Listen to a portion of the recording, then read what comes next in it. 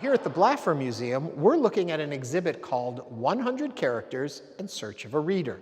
It's a collection of so-called digital paintings by the acclaimed artist Alfred Leslie. And here to tell us more about it is curatorial fellow Tyler Blackwell. Thank you very much for having us here. It's a stunning exhibit. Can you tell me a little bit about the artist? Sure. The artist is Alfred Leslie, who is a pioneering figure of American art over the last almost 70 years. He turns actually 91 next week.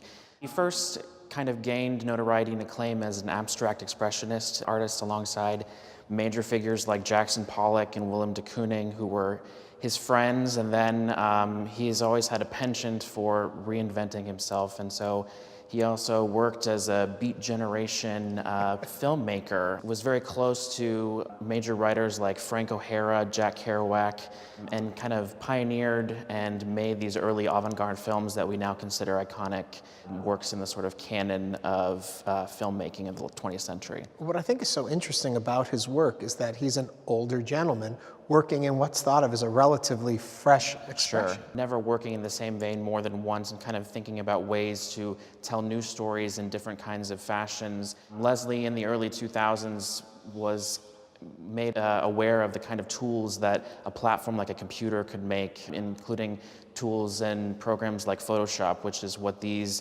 different paintings in the exhibition are made from, essentially. So they're Photoshopped images? They're Photoshopped images. There are 16 different portraits that he has conceived completely from his imagination, ranging from well-known figures like Lolita to Anton Chigurh from Cormac McCarthy's novel and screenplay No Country for Old Men.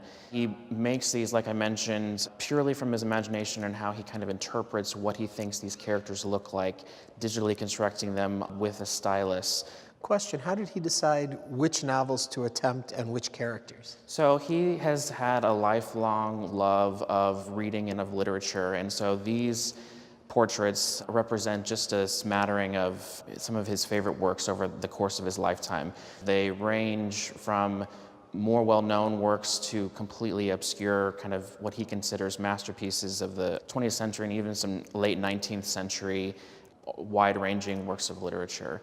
So no set sort of precedent other than what the artist has enjoyed during his lifetime. If people want to come and see the exhibit, how long is it here for? It is here until January 26th in 2019, so several more months to see the exhibition. And to find out more, where can people go online? Well, certainly they can visit blafferartmuseum.org. Thank you so much. Thank you. Pleasure.